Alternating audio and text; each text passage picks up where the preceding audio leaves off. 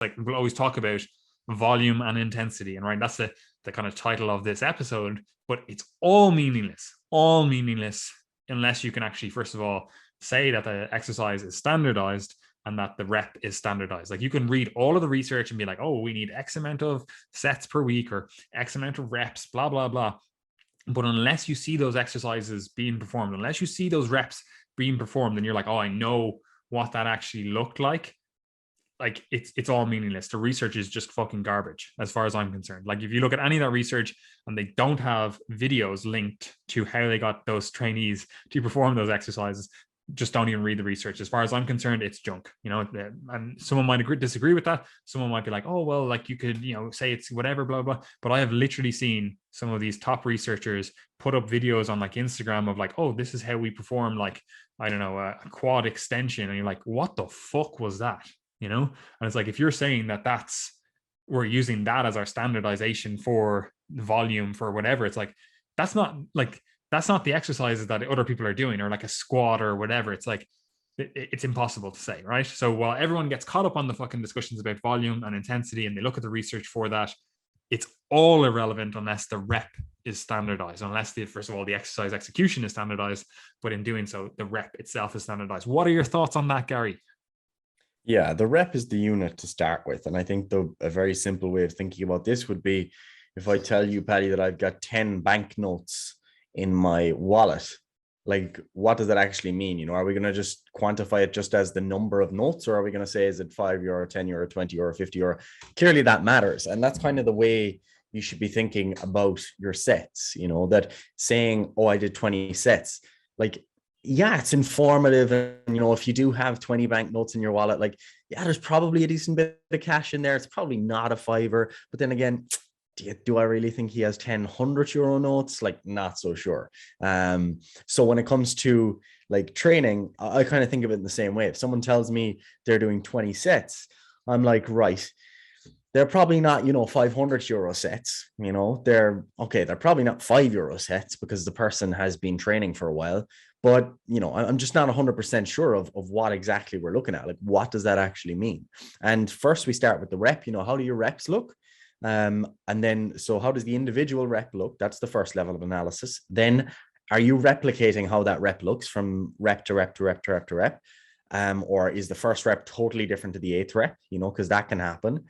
And then how close are you getting to failure? It doesn't mean you have to take it to failure, but it gives us an idea of how hard you're working in each of those respective sets. Because if someone tells me they're doing 20 sets, and then I look at them training and they're genuinely exhibiting perfect technique and control, it looks like all the exercises are selected well, and they're taking everything to failure, and they're still saying, I'm recovering perfectly. I don't have any muscle soreness. I feel like I need more volume to progress. I feel great after my sessions, no fatigue. I'm like, okay, fair enough. Like, that's enough of a reason for me to say, okay, maybe you do need more volume.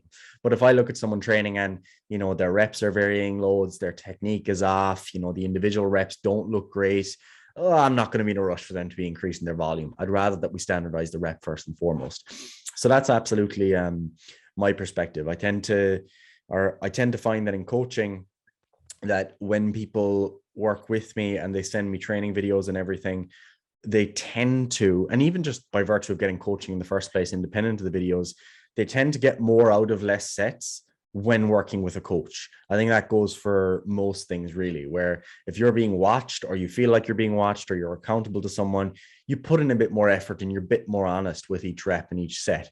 That's especially the case if you're working with a trainer in person, because they're not going to give you a break. They're not going to let you off with a really crap set. They're going to say, hold on now, pause that for a second. I want you to really focus on, sliding the hands in like this, and I want you to slow down the rep. And they're encouraging you every single rep. And that's one of the immediate things people notice when they work with someone in person with a personal trainer, that the quality of their sessions just rapidly improves.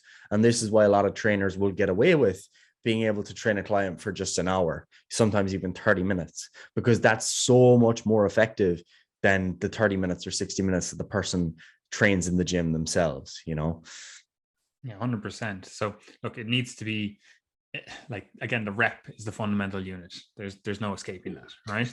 So moving on to discussion about volume and intensity, right?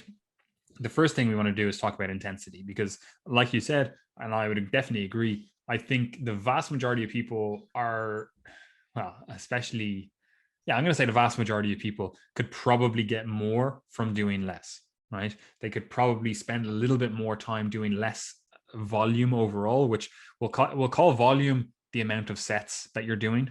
That's probably the best way to think about it. Maybe for different muscle groups, maybe for different movements, whatever. It's still the number of sets, right? People could probably get away with doing less volume if they actually got their reps perfect. Like if you actually put more time into, okay, I'm only allowed to do one set of these exercises. Maybe it's still the same 5, 6, 7, whatever amount of exercises that you do, but you're like, I'm only allowed to do one set for those. Like you have to maximize the amount of stimulus you get from that one set, right? People would probably get more from that than doing 3 sets, right? But once you've built up that capacity to actually work hard in that one set and get the most from it, at a certain stage you're going to have to do more volume overall, right? But before we talk about volume, the amount of sets that we do, we actually have to be at the right intensity level, right? And there's a few different things to this. The first thing is actually picking the right, we'll call it percentage of 1RM, like that's classically defined intensity. That's the first thing. We have to be at the right, we'll use rep ranges. They're probably a bit of a better target to talk about for most people than percentages. But then also on top of that, there is a little bit of a discussion of, we'll call it rating of perceived exertion, and then also, I suppose, reps in reserve. So this is what people classically quantify as intensity.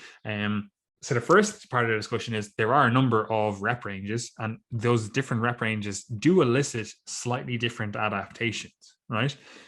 And they also come with different pros and cons. And we're not going to go into all of the nuances here. Again, this is a bit of an overview, but generally speaking, you could probably break down the rep ranges into less than 5, and you could definitely further categorize that of like 1 to 3 and then 3 to 5, if you wanted to. But then we have that kind of, we'll just call it less than 5 rep range, and then we have we'll call it 6 to 8 rep range. Then we have this kind of 9 to 12 rep range, and then we again, we could maybe make different arguments, but we'll say this 13 to 20 rep range, and then we have this like 20 plus rep range, and that just includes the fucking gamut up to fucking 1,000 reps if you wanted to, right? That you could break it down into that, and again, you could break it down into different categories. Like it's somewhat arbitrary that I'm saying like 6 to 8, like maybe you say 6 to 9. It's like that could be the cutoff, but each of those have a slightly different end outcome, a slightly different targeted adaptation.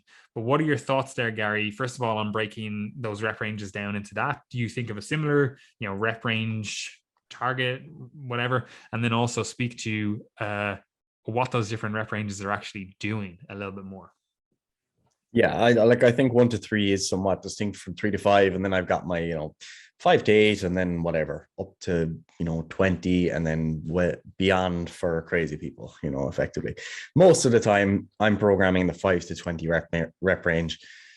The vast majority of the time, I've got people who do more strength work, or they want to focus a bit more on their strength, or I want them to do some singles or whatever, and we'll go below that 5 rep range. But in general, what we're doing is, when we're working with less than 5 reps, we're focused a little bit more on either maximal strength or limit strength. So taking it closer to 100% of your 1 rep max, so the max amount of force that you can produce within the constraints of that exercise.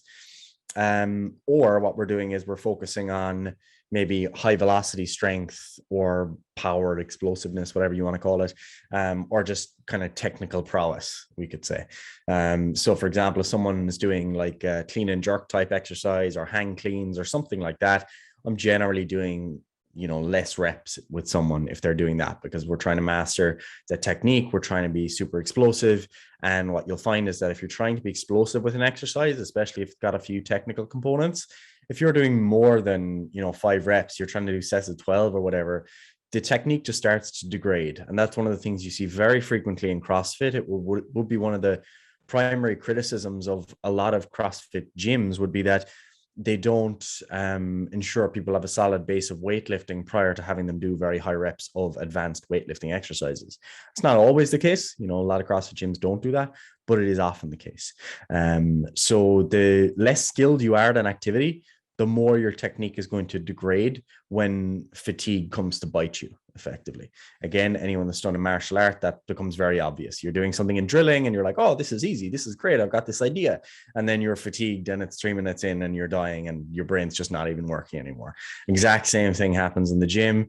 You're doing something like the clean and jerk and the snatch and those types of exercises are kind of easy to understand in that sense. But even like a back squat, what you'll see someone do is as they get towards the end of the set, they're no longer like holding the bar like they were previously. It's in a different position on their back. They're not bracing the same way they were. They're not pushing their knees out as they were previously. And now their technique is just kind of all over the place. So when we're working with those lower rep ranges at lower percentages of 1 rep max, that's something I like to introduce. So an example of the differentiation there would be if we were working on maximal strength, it might be sets of 3 at 80 to 90% of 1 rep max or something. Whereas if it was more skill, explosiveness, power based, it might be sets of 3 at 50 to 70%, very easy. It sounds very easy, but you're still focusing on, accelerating the weight as fast as you can and so on. As we move beyond that, then we're generally getting into ranges that will be considered hypertrophy ranges, okay, where they're a bit more effective from a muscle building perspective. There's less fatigue, you're using less absolute load, and you can still take the muscle close to the point of failure. Once you get beyond kind of 15 to 20, it becomes as much of a practical issue as it is an adaptation issue, because most people won't push themselves to genuine failure in the 20 plus rep range. There comes a point where they feel the burn and they're like, oh yeah, that's enough. But realistically, they could have 10, 20 reps left, literally. You see this all the time where someone does a set with a weight that they thought they'd do for 10 to 15 and they get like 30 to 40 reps, especially at a seminar or something like that, and they're just pushed to keep on going. So when programming those super high rep ranges, like I'm very rarely going north of 20 unless it's a very easy exercise to repeat from a technical perspective, or I know there's a specific reason that we would want to repeat it, or I know the person is already very technically proficient and they're not going to have their technique degrading from those high reps and the fatigue that comes from that. So I guess that'd be my summary of the role of repetition ranges. Again, just to reinforce the point that most training in the 5 to 20 repetition range, 5 to 15 a lot of the time, to be honest, and that obviously corresponds to a certain level of your percentage of your 1 rep max. You don't need to test your 1 rep max to be able to calculate percentages, but to be honest, even just using reps in reserve or RPE should be fine. You shouldn't necessarily need percentages. If you need to calculate your estimated 1 rep max based on your 12 rep max, for example, you can go on different websites that'll estimate it for you. Typically, it's something like your 12 rep max is probably around 70% of your 1 rep max. That might be 65% on some exercises. It might be 75 or 80 on other exercises. This again is one of the things that varies quite a bit between people is, for example, muscle fiber type and many different individual adaptations, even psychological considerations, where some people are really good at high reps. And as a result, when they do a 12 rep max or something, their prediction for the 1 rep max might be a total overestimation. Whereas someone else might be just really good at low reps and they do a 12 rep max and it's a total underestimation of the 1 rep max. I'd be in the former camp, great at higher reps. When it comes to the more maximal stuff, it's just not for me. Whereas you get a power lifter and they're the total opposite. They do more than 5 reps and they're just dead, So yeah, that was a bit of a tangent, but very important nonetheless. Yeah, 100%. And like, just to kind of, we'll call it quickly summarize it, basically less than 5 reps, we're talking about strength. That's through whatever way you want to categorize that. Like, I like to think of it as just purely neurological efficiency, and that's, in my mind, that's how I think of it, right? And again, like you said, that doesn't necessarily mean that those 5 reps are to failure. It could be we're maximizing efficiency by virtue of, doing a lighter weight, but really just, focusing on perfect technique, fast movement, etc., whatever it is, right? So less than 5, strength or neurological efficiency, whatever way you want to think of it. Then that kind of, we'll say 6 to 12 rep range, somewhere in that rep range, that's your kind of, we'll call it hypertrophy rep range. Like that's the muscle building rep range, right? And obviously, again, the closer you are down to the lower end of that, like we'll call it the 6 to 8, like you're slightly biasing a little bit more strength. Like it's not like that neurological efficiency stuff just ends at 5 reps. It's still like you're still biasing, heavier loads, so you get better at lifting heavier loads. And then that kind of, we'll say 9 to 12 rep range, like you start getting a bit more bias towards endurance, we'll say, right? Then above 12 reps and, up to 20, 25, we're still in that kind of muscle building area, but it's definitely a little bit more towards endurance side of things. Like you're definitely getting better like capillarization of the muscle. You're definitely getting better, mitochondrial biogenesis and different things that are more on the almost cardiovascular side of things, right?